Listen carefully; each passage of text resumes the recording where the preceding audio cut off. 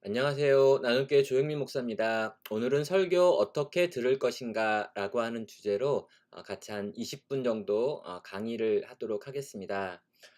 제가 이 설교를 어떻게 들을 것이냐라고 하는 주제로 강의하게 되는 이유는요. 앞으로 설교를 열심히 하지 않겠다, 준비를 성실히 하지 않겠다라고 하는 의미가 아니라 이 설교를 듣는 사람들의 입장에서 어떤 방법으로 설교를 들을 때 가장 효과적으로 설교를 들을 수 있는가라고 하는 것을 같이 한번 생각해 보려고 합니다. 제가 이제 운동을 하면서 이제 이 근육을 어떻게 만드는가, 또 어떻게 더 건강해지는가에 대한 내용들을 많이 이렇게 교육을 받으면서요. 이 흡수율이라고 하는 걸 배우게 됐습니다. 동일한 음식을 먹지만 어떤 사람들은 그 동일한 음식에서 더 많은 영양분을 섭취하고, 또 어떤 사람은 아주 좋은 걸 먹었는데도 별로 많은 것들을 섭취하지 못하는 분들이 있다는 거죠. 그래서 설교를 들을 때도 좋은 설교를 들었지만 그 설교에서 더 많은 영향을 받고 더 많은 변화를 만들어내고 더 좋은 열매들을 맺는 분이 있는가 하면, 또 어떤 분들은 그 열매를 맺지 못하거나 아니면 적게 맺는 경우가 있는데, 그 이유가 뭘까라고 생각을 했을 때 설교를 흡수하는 사람들의 흡수율이 각기 다르기 때문에 그럴 수도 있겠다라는 생각을 했던 적이 있습니다. 그래서 오늘도 동일하게 그런 고민을 하는 중에 제가 굉장히 좋은 책을 한 권을 발견을 했고, 그 책에서 설교를 듣는 방법을 차근차근 가르쳐 주고 있어 가지고 이 책의 내용을 좀 보면서 같이 좀 정리했던 내용을 우리 성도님들과 나누고 싶었습니다. 먼저 설교 어떻게 들을 것인가라고 하는 책을 제가 요약을 했는데요. 우리 손재익 목사님이라고 하는 분이 좋은 씨앗이라고 하는 출판사에서 2018년도에 이 책이 나왔습니다. 그래서 제가 읽어보면서 정말 이렇게 좋다, 그리고 우리 성도님들과 꼭 나누고 싶은 책이다라는 생각을 했고요. 또 우리 성도님들 가운데 이 부분에 대해서 관심이 있는 분들은 이 책을 사서 한번 차근차근 읽어보셔도 좋을 것 같습니다. 이 책의 부제 중에 훌륭한 설교자가 훌륭한 청중을 만들고 훌륭한 청중이 훌륭한 설교자를 만든다라고 하는 말을 하고 있습니다. 훌륭한 청중이 훌륭한 설교자를 만듭니다. 그런 의미에서 같이 고민해보고 생각해볼 것이 많은 책이 이 책이어서 여러분을 추천합니다. 이 책의 내용을 간단하게 요약하면서 같이 말씀 나눠보도록 하겠습니다. 먼저 들어가면서 설교를 듣는 법을 배워야 된다라고 하는 시작을 가지고 있습니다. 아무도 설교 듣는 방법에 대해서는 가르쳐 주지 않았다라고 이 책은 시작하는데요. 많은 분들이 이제 설교를 어떻게 할 것인가, 또 설교 준비를 어떻게 해야 된다, 또 설교자는 이래야 된다라고 하는 내용들을 책으로 쓰고 강의도 하고, 또 신학교에서 그런 부분들을 배우기도 하지만 막상 그 설교를 매주 들어야 되는 성도들에 대한 교육은 부족하다라고 하는 부분이죠. 우리는 과연 어떻게 설교를 들어야 되는 것이냐, 한번 고민해 보도록 하겠습니다. 먼저 준비하는 설교자, 준비하지 않는 청중, 이게 문제랍니다. 설교자는 어쩔 수 없이 설교를 준비해야 됩니다. 그래서 설교 준비하는데 일주일 내내 시간을 쓰기도 하고, 또 토요일 날 이걸 붙들고 원고로 바꾸는 작업을 하기도 하죠. 근데 막상 청중들은 크게 준비하지 않고 말씀을 듣는 것, 그래서 너무나 준비되지 않은 마음이나 상태에서 짧은 시간 40분, 50분의 시간을 말씀을 듣는데, 그 시간만으로 설교를 충분히 이해하고 이 설교를 가지고 적용하는 것이 쉽지 않다는 것이죠.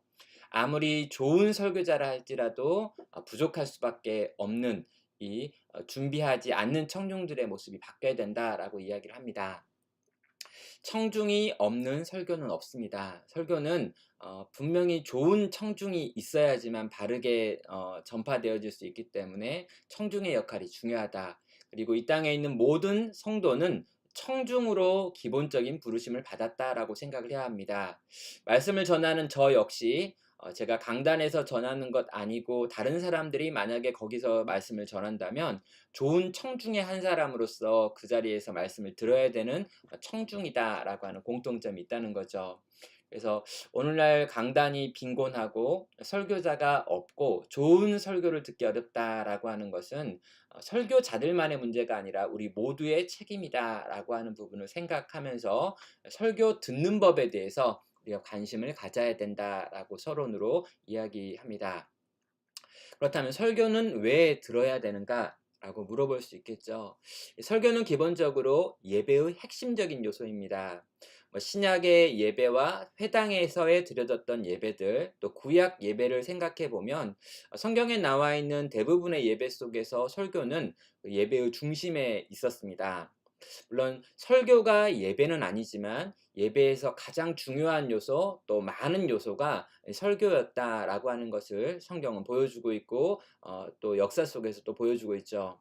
그런데 이 설교가 사라져 버렸던 시대가 있습니다. 바로 중세 천년의 시대였죠. 이 중세 천년은 설교가 예배의 중심이 아니라 예전이 예배의 중심이 되어 버렸습니다. 사람들을 구경꾼으로 만들었고요.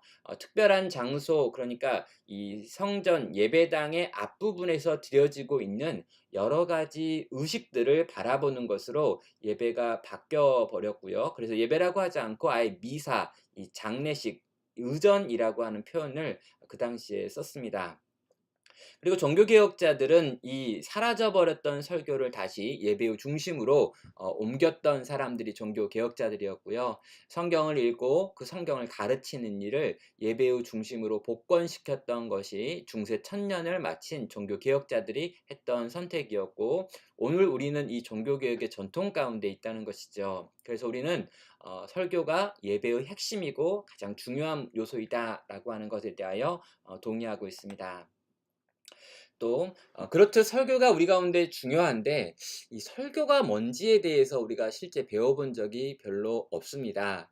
이 설교가 과연 어떤 것인가 생각해 보면요. 설교는 기본적으로 하나님의 말씀이고요. 교회의 표지이며 또 성경 읽기보다도 중요한 방식으로 우리 가운데 주어져 있는 하나님의 은혜를 받는 방식 중에 하나였습니다.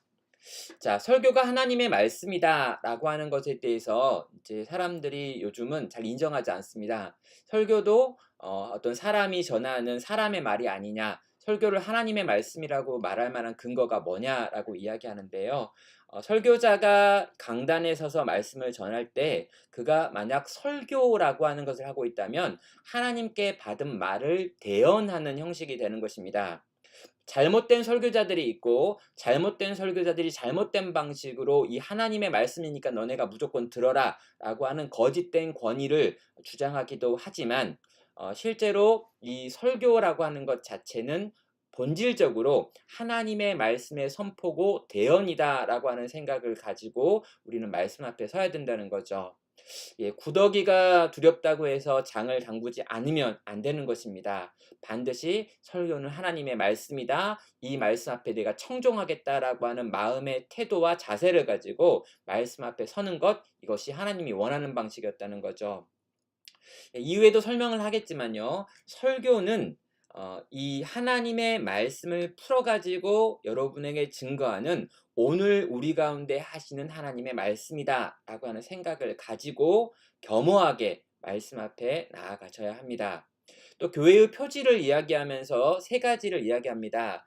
우리가 이 하나님의 말씀, 그리고 성례, 그리고 7이라고 해가지고 교회가 거룩한 부분을 위해서 사람들을 징계하고 징벌할 것까지 포함을 해서 이 세 가지 교회의 표지가 있습니다. 하나님의 말씀이 온전히 선포되지 않는다면 그것은 교회가 아니다라기 때문에 설교는 여전히 중요한 교회의 요소입니다. 설교가 성경 읽기보다 중요하다라고 하는 것은요. 성경 읽기가 개인에게 치우쳐서 적용되고 이해될 수 있는 것에 반해서 설교는 공동체적으로 교회의 전통 속에서 선포되어지는 것이기 때문에 더 정확하게 하나님의 말씀을 읽히고 이해할 수 있게 만드는 통로이다라고 생각하기 때문에 성경을 개인적으로 읽는 것보다 설교가 더 중요한 신앙과 은혜의 방편이 된다라고 지금 가르치고 있습니다. 그렇다면 설교는 우리에게 어떤 유익을 줍니까? 삼위일체 하나님을 더 알게 되고 그분과 인격적인 관계를 맺게 되는데 설교가 유익을 주고요. 우리의 믿음을 만드는 데 있어서도 설교는 가장 중요한 방법이 됩니다. 또 우리가 이 설교 앞에서 회개하게 되고요. 하나님의 말씀을 따라 살게 만드는 것도 설교를 통해서 가능합니다. 그래서 정리하면 설교는 미련하지만 능력 있는 하나님의 방식이었습니다. 그러니까 이 설교라는 방식이 적어도 2000년 동안, 그리고 구약의 성도들까지 생각하면은 그보다 훨씬 더 오랜 기간 동안 하나님의 말씀을 우리 가운데 전함으로 우리로 하여금 하나님을 알고 사랑하게 하고 회개하고 하고 말씀에 따라 살게 만드는 데 있어서 가장 주요한 방법으로 쓰였다라고 하는 것이죠. 오늘날 시대가 바뀌고 점점 더 새로운 매체들이 많이 나타나고 있다고 하지만 설교는 여전히 능력 있는 하나님의 사람을 향한 사랑의 방식이었다라고 생각하시면서 설교를 바라보시면 되겠습니다. 그래서 중요한 게 설교를 하는 설교자가 중요해지지요. 자, 하나님께서는 이 설교를 전하는 사람으로 자로 천사를 세우지 않고 사람을 세우셨습니다. 사람들 중에 부족하지만 이 말씀을 대언하여 전할 수 있는 사람을 예언자라고 하는 방식으로 끊임없이 구약에서도 세우셨고 또 신약에서도 사도들, 그리고 사도들과 선지자들, 그리고 그 이후에 이 사도들의 전통에서 교회를 섬기는 이 교부라고 하는 방식으로 끊임없이 설교하는 사람들을 하나님께서는 세워 오셨고 그 설교자를 통해서 하나님의 뜻을 전하셨다라는 거죠. 성경이 이미 있습니다. 그럼에도 불구하고 하나님께서 설교자를 세우셨던 이유는 성경이 이미 고정된 이후에 이 고정된 하나님의 말씀을 그 시대 안에 있는 또 다른 사람들에게 그 시대 안에 있는 사람이 전하는 것이 필요하다고 하나님께서 판단하셨기 때문입니다. 그래서 사람들이 세운 사람들의 방편이 아니라 하나님께서 설교자를 세우셨다라고 하는 전제가 우리에게 꼭 있어야 되는 거죠. 자, 정리하면은요. 사람을 설교자로 세우신 하나님께서 그를 통해 지금도 말씀하십니다. 그래서 설교자는 하나님밖에 없고요. 그 눈에 보이는 설교자는 하나님께서 하시는 그 일을 잠깐 대언하고 있는 대리하고 있는 사람이다라고 하는 생각을 가지고 설교를 우리가 반드시 들어야 되며 설교를 듣는 우리의 태도는 하나님께 듣는다라고 하는 태도로 들어야 된다라고 하는 게 일과의 요약이었습니다. 자, 그러면 한 편의 설교를 우리가 이제 들어야 될 텐데요. 이렇게 듣는 우리가 중요한 게 있습니다. 한 편의 설교가 전달되어져서 우리에게 찾아올 때까지 어떤 과정이 있는지를 한번 이렇게 머릿속으로 그려보고 생각해 볼 필요가 있습니다. 자, 어떤 분들은 이런 이야기를 합니다. 10분의 설교를 위해 10시간을 준비해야 된다라고 말씀하시는 분들이 종종 있습니다. 제가 생각하기에 너무 과장되다라는 생각은 합니다. 10분 설교를 위해서 10시간 준비한 사람을 제가 아직 만나본 적이 없기 때문인 것 같은데요. 그러나 한때 정말 설교를 이렇게 치열하게 준비해야 된다라고 생각했고 이렇게 준비했던 시대도 있었던 것 같습니다. 또 어떤 분들은 설교를 얼마나 준비하셨습니까? 라고 물어볼 때 제 나이와 같습니다. 라고 하는 답변을 하시는 분도 있습니다. 그럼 한 편의 설교는 그냥 준비되는 것이 아니라 실제로 그의 평생이 그 설교 안에서 녹아지는 것이기 때문에 이렇게 표현을 하고 있는 거죠. 예. 그리고 설교자와 설교 준비와 관련해 가지고 조금 더 정리해 볼 필요가 있습니다. 설교자는 어떻게 설교를 준비하는가? 예, 평소에 준비하기, 본문을 선택하기, 본문을 읽기, 관찰하기, 본문을 분석하고 연구하고 주제를 정하고 개요를 작성하고 설교 원고를 쓰고 제목을 정하고 퇴고하고 프린트하고 점검하고 기도하고 실제로 강단에 올라가서 설교하죠. 자, 이 모든 과정을 이야기하는 이유는요. 한 편의 설교는 쉽게 나오는 게 아니라는 거죠. 우리가 설교를 가볍게 들을 수 없는 이유가 바로 이것입니다. 여러분, 설교자로서 저도 설교 한 편을 준비하는데 굉장히 오랜 시간이 걸리기도 하고요. 또 때로는 이게 풀리지 않기 때문에 막 고심하고 애쓰고 수고하는 시간들이 있습니다. 그만큼 어렵고요. 때로 이 설교를 정말 진지하게 준비하시는 분은 한 편 한 편이 애를 낳는 고통에서 나온다라고 하는 말도 하시는 경우들이 있습니다. 어떤 경우에는 이 설교자 역시 어떤 본문 앞에서 막혀 가지고 뚫고 가지 못할 때도 있고요. 이런 일들이 경험될 때 쉽지 않은 어려움들을 맛보기도 합니다. 자, 그런데 아무튼 여기까지 있는 내용들을요, 한번 정리하면서 설교가 정말 쉽지 않다라고 하는 걸 기억하시고 생각해 보셨으면 좋겠습니다. 예, 그렇다면 설교를 어떻게 들어야 되는가라고 하는 조금 더 구체적인 질문들 같이 해보도록 하겠습니다. 아무리 좋은 설교라도 청중이 듣지 않는다면 무의미합니다. 예, 좋은 설교인데 아무도 제대로 안 듣는다면 실제로 그 설교가 원하는 목표에 이를 수 없다는 거죠. 그래서 설교를 듣는 청중 역시 평소에 준비를 하셔야 됩니다. 말씀을 따라 사는 삶의 예배가 삶 가운데 계속해서 있어야 되는 거고요. 성경 전체를 계속해서 읽고 있어야 되며 설교자를 위해서 기도하는 것도 평소에 준비하는 설교를 듣는 청중의 준비일 수 있습니다. 또 구체적으로는 설교를 앞두고 준비하는 기도를 해야 되는데 그 이후에 이제 설교가 이제 임박했을 때 토요일 저녁이나 주일 오전에 우리가 해야 될 것은 말씀의 본문, 설교자가 설교를 할 본문을 미리 읽고요. 일찍 잠자리에 드는 거 굉장히 중요합니다. 토요일날 밤 늦게까지 다른 일들을 막 하다가 주일날 피곤한 모습으로 오면 말씀을 듣는 것이 굉장히 어려울 수밖에 없는 거죠. 또 일찍 잠자리에 들고 설교를 잘 들을 수 있게 해달라고 기도하고 또 설교자를 위해서도 기도해 주시면 되겠습니다. 또 주일날 아침에 준비하는 과정에서 허둥대지 않을 수 있도록 미리 준비하셔서 오시면 좋겠습니다. 가끔 이렇게 예배 시간에 아주 정기적이고 규칙적으로 지각을 하시는 분들이 있습니다. 그 딱 5분 정도 지난 다음에 오셔 가지고 인제 오시는데 그러지 마시고 한 10분 전에 도착하셔서 예배를 위해서 설교자를 위해서 오늘 드려질 이 모든 것을 위해서 같이 기도하시면서 마음을 준비하신다면 분명 설교를 듣는 우리의 태도나 우리의 어떤 것들의 결과가 달라질 거라고 생각을 합니다. 또 설교를 듣는 자세는요, 기본적으로 경청입니다. 하나님의 말씀으로 생각하고 성령님을 의지하고 겸손한 마음과 온유함으로 말씀을 잘 들어야 되는 거죠. 또 내가 이 설교를 통해서 반드시 유익을 얻어야겠다라고 하는 간절한 마음도 필요하고요. 들으면서 무조건 고개를 끄덕이는 것이 아니라 이해하면서 듣기 위해서 내가 말씀을 들을 때도 노력하는 것 필요합니다. 그리고 설교자가 참으로 하나님의 말씀을 전한다라고 하는 생각을 가지고 믿음으로 이 말씀을 들을 필요도 있죠. 또 설교 듣기에 도움이 되는 것들은 어떤 것인가라고 생각을 해보면은요, 몇 가지 팁을 드린다면 제목이 과연 뭔가 설교자가 굉장히 열심히 그 제목을 뽑으니까 그 제목을 살펴보고요.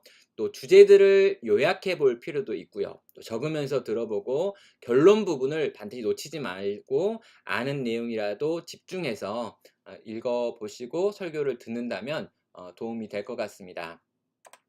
또 어떤 경우에는 이제 설교를 듣는 과정에서 불평을 하시는 경우도 있는데요. 이 불평 자체는 설교를 듣는데 아무런 도움이 되지 않습니다. 그래서 몇 가지를 생각해 본다면 적용이 없다고 불평하지 말고 한 부분만 강조하거나 강조하지 않았다고 불평하지도 말아야 합니다. 책망한다고 불평하지 말고 나와 상관없다고 불평하지 말고 반복되는 설교다라고 불평하지 말고 설교가 길다라고 불평하지 말자라고 이야기합니다. 왜냐하면 우리가 이미 그 시간을 써서 그 설교를 듣는다면 그 설교를 통해서 우리가 얻어야 될 내용에 집중해야지 이 설교의 문제점을 찾는데 이 설교를 듣는 대부분의 시간을 허비할 수는 없다는 거죠. 그러니까 이 부분에서 우리가 어떤 불평보다는 적극적으로 우리가 수용하고 우리가 유익을 얻을 수 있는 방식으로 설교를 들어야 된다라는 측면에서 불평하지 않기라고 달아봤습니다. 자, 그렇다면 더 좋은 설교를 들으려면 우리는 어떻게 해야 되는가? 지금 우리가 설교를 잘 듣고 있지만 더 잘 설교를 들으려면 필요한 건 기본적으로 설교자와 인격적 교제를 유지하는 것입니다. 제가 성도들을 만나보고 또 이렇게 말씀을 전하다 보면 저랑 아무런 인격적 관계가 없는 상태에서도 설교를 잘 듣는 분들이 있습니다. 그러나 설교를 잘 듣지 못하시는 분들 가운데 저랑 만나고 또 이렇게 상담을 하고 신방을 갔다 온 다음에 말씀을 훨씬 더 열심히 듣는 분들을 발견합니다. 설교자와 인격적 관계를 유지하고 있고 설교자에 대해서 더 온전한 신뢰를 가지고 있을 때 말씀 자체도 더 잘 들리기 때문에 설교자와 인격적 교제를 유지하는 것은 설교를 더 잘 듣기 위한 좋은 태도입니다. 또 설교자를 존중하는 것, 설교자와 화목한 것, 또 설교자를 다른 설교자들과 비교하지 말라라고 하는 것도 더 좋은 설교를 들을 수 있는 방법입니다. 예, 많이 부족한 설교자일 수 있습니다. 또 어떤 부분에서 약점을 가질 수 있습니다. 그러나 그 설교자와 또 다른 어떤 재능과 은사를 가지고 있는 다른 설교자의 설교하는 방식이나 또 설교문을 가지고 우리 설교자가 굉장히 부족하다라고 하는 방식으로 끊임없이 의견들을 내어놓는 경우에 설교자가 더 위축될 수도 있고요. 또 이런 상황들이 더 이렇게 퍼지게 되었을 때 설교를 듣는 다른 사람들도 영향을 받는다는 걸 생각하면서 설교자를 비교하지 않고 하나님께서 나에게 주신 설교자니까 이 설교자를 통해서 하나님께서 말씀하실 걸 생각하면서 하나님께 구하고 또 이렇게 받으시면 좋겠다라고 생각을 합니다. 자, 그렇다면 설교를 분별한다라고 하는 건 또 어떤 의미인가? 라는 질문을 해볼 필요가 있습니다. 설교를 분별한다라는 말은 이제 본문의 성경에 보면 베레아 사람들이라고 하는 분들이 있습니다. 이 사람들은 말씀을 듣고 그것을 기뻐할 뿐만 아니라 정말 그러한가 하여서 그것을 깊이 생각했다라고 하는 사람들이 바로 베레아 사람들이죠. 그래서 우리는 설교를 들을 때 아무런 비판 없이 들을 것이 아니라 분별을 할 필요가 있습니다. 이것이 바른 설교인가 온전한 설교인가라고 하는 걸 물어봐야 되는데요. 그 이유는 설교자도 타락할 수 있기 때문이고요. 또 거짓 선지자 같은 설교자도 있을 수 있기 때문입니다. 그러니까 한때는 좋은 설교자였는데 점점 더 타락할 수 있는 가능성도 있고요. 처음부터 거짓 선지자가 설교자의 옷을 입고 우리 가운데 설교를 할 수 있기 때문에 우리는 그런 것들 때문에 실제로 설교자와 그 설교의 내용을 분별해야 된다라는 거죠. 그래서 적극적으로 질문하면서 그 내용들에 대해서 듣고 그것을 판단할 수도 있다. 그것이 성도에게 주어져 있는 청중에게 주어져 있는 자격이기도 하죠. 그런데 자, 그렇다면 잘못된 설교를 우리가 좀 알아야 할 텐데 뭐가 잘못된 설교냐라고 하면은요. 위로와 감동만 주는 설교, 또 본문은 설명하지 않고 하는 설교, 결론이 언제나 같은 설교, 아멘을 강조하는 설교, 큐티를 나눔하는 정도의 수준에서 늘 끝나는 설교, 웃기는 설교, 화려한 말솜씨, 그리고 지식을 자랑하는 설교들과 같은 것들을 우린 주의해 가지고 봐야 되고 이런 것들이 너무 과하게 나타나고 드러나고 있다. 그러면 그건 좋은 설교가 아니라는 것입니다. 그럼 사람들마다 자기가 가지고 있는 강점이 있고요. 설교자도 그렇고 청중도 그런 부분들이 있습니다. 그래서 천편일률적으로 다 적용할 수는 없지만 여기 나와 있는 여러 가지 어떤 것들을 보면서 우리가 듣는 설교는 과연 어떤 잘못이나 오류에 빠져 있지는 않을까라고 하는 부분들을 생각하면서 설교를 분별할 필요도 있죠. 분별력이 있는 청중이 훌륭한 설교자를 만든다라고 하는 것 기억하시면 되겠습니다.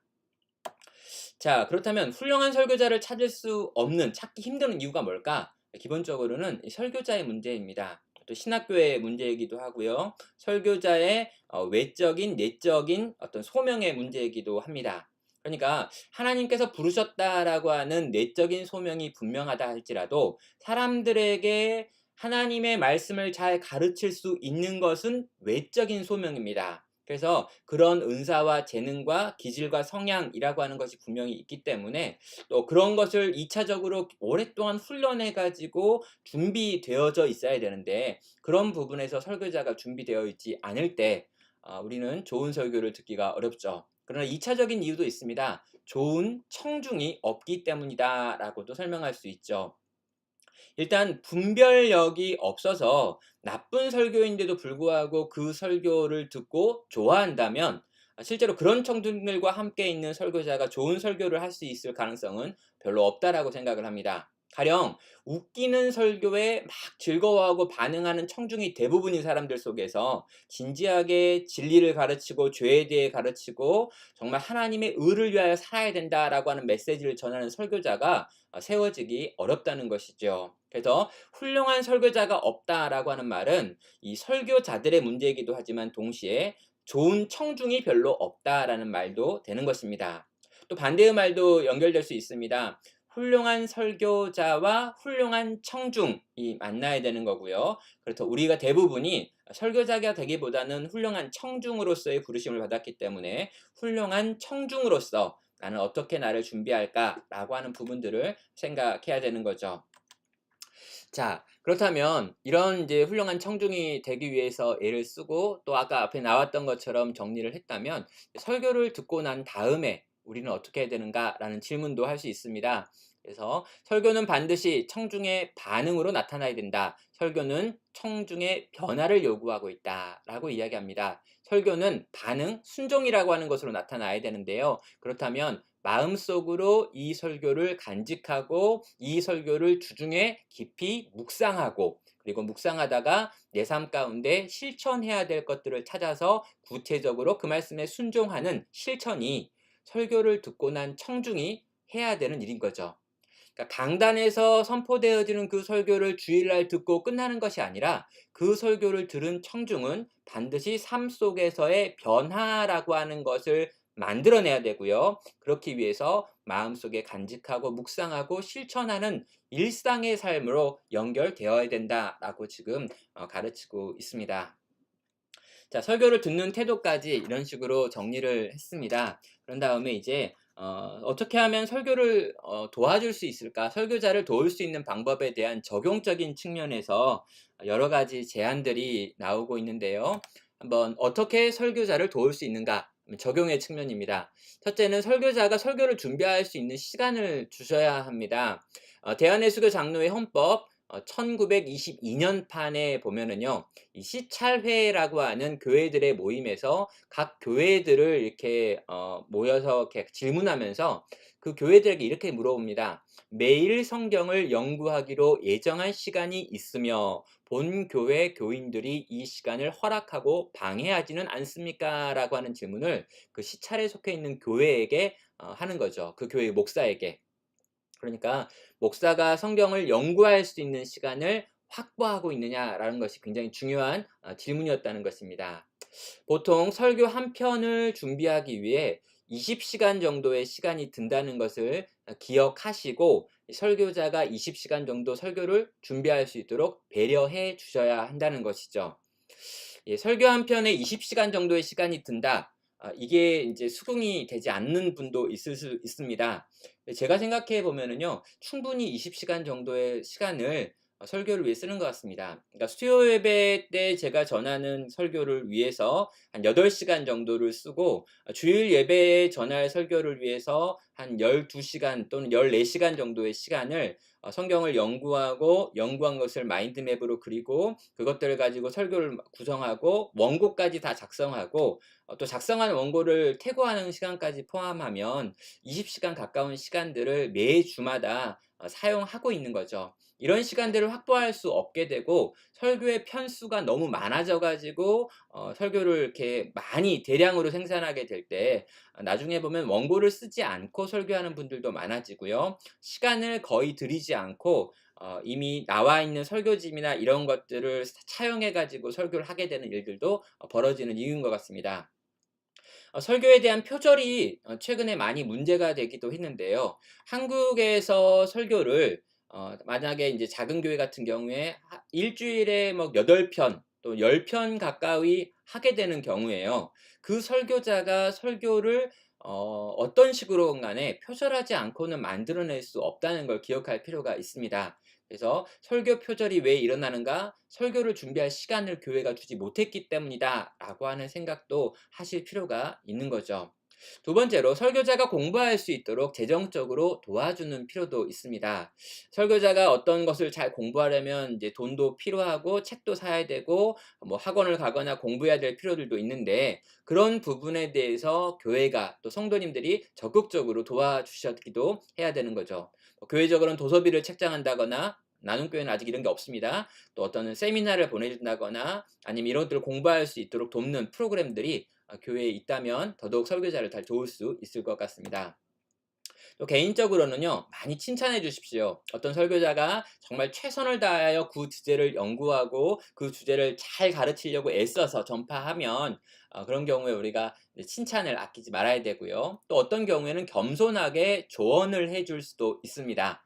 또 설교의 부담을 줄여줄 필요도 있죠. 과도한 설교 횟수는 실제로 좋은 설교자를 만드는 시스템이 아닙니다. 또 쉼의 자유를 주라. 설교 준비는 독특한 노동입니다. 가끔은 몇 시간을 붙잡고 있어도 전혀 풀리지 않는 경우들이 있고요. 또 책상에서 문제가 해결되지 않는 경우들도 있습니다. 그래서 설교자 스스로도 자기가 이 설교를 하기 위해서 어떤 방식으로 설교를 준비해야 되는지를 고민해야 되지만, 이 설교를 만들고 설교를 준비하는 일이 일상적으로 하는 다른 노동의 방식처럼 장소와 시간이 딱 매여 가지고 거기서 몇 분 만에 해낼 수 있는 일이다 라고 생각하시면서 이 목회자가 또 설교자가 이 설교 준비를 하는 걸 바라볼 수는 없다는 거죠. 8시간 준비했으면 8시간 것이 나온다라고 생각하시는 분들이 있는데, 8시간 준비했는데 2시간 것밖에 나오지 않을 수도 있고요. 때로는 정말 나오지 않아서 집까지 끌고 가야 되는 경우도 있습니다. 그래서 설교자에게 쉼과 자유를 주라, 너무 많은 것들을 구속하지 말아라 라고 하는 것도 제안일 수 있습니다.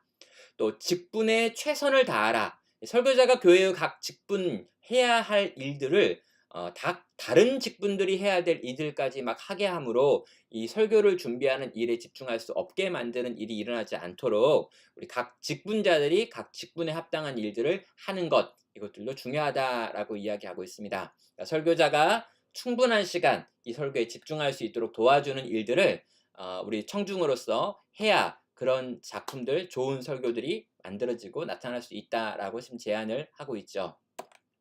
덧붙여서 인터넷 동영상 시청에 대해서 제안하고 있습니다. 여러분, 설교가 예배의 전체가 아닌 일부라는 걸 기억하십시오. 예배 안에서 부어지는 여러 가지 것들 중에 하나가 설교입니다.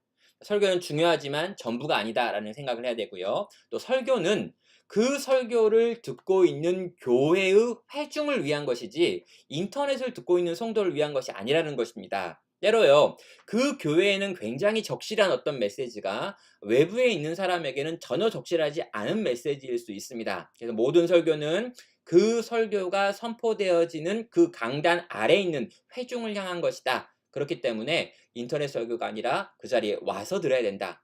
동영상 설교는 설교를 비교하고 평가하는 부정적인 영향도 주지요. 짧은 시간 동안 여러 편의 동영상 설교를 들으면서 각각의 설교들과 설교자들을 비평하고 평가하게 되어지면 이 하나님의 말씀이라고 생각하며 설교를 듣지 못하는 잘못된 습관이 우리 가운데 생길 수 있습니다. 또 설교는 듣고 깨닫고 이해하고 재밌다로 끝나는 게 아니라 말씀을 받아들여 삶에서 열매를 맺기 위한 수단이기 때문에 설교가 좋다, 나쁘다, 또 내가 좀 좋은 설교를 듣고 있는 좋은 청중이다, 아니다 라고 하는 것도 내 삶에 맺힌 열매라고 하는 것으로만 확인될 수 있다는 것입니다.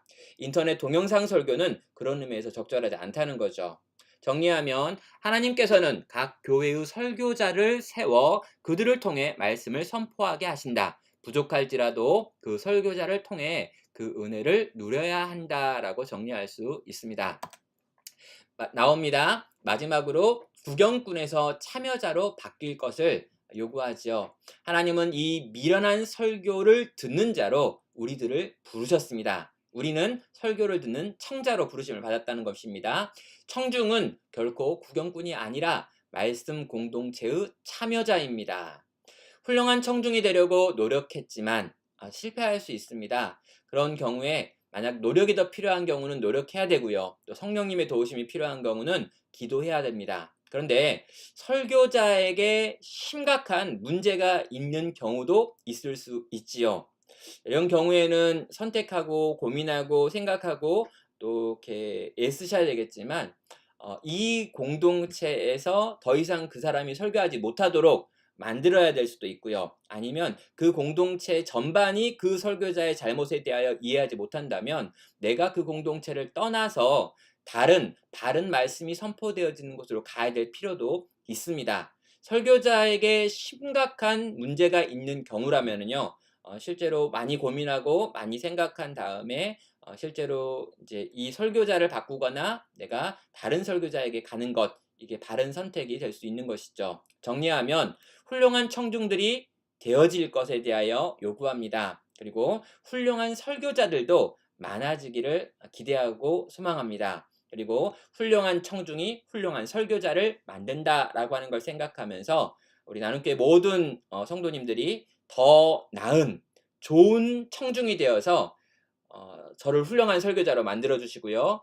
하나님의 말씀이 설교되어질 때 그 설교를 통해 더 놀라운 하나님의 역사를 경험하고 하나님과의 관계를 누릴 수 있는 그런 모든 청중들 또한 되시기를 주님의 이름으로 축원합니다.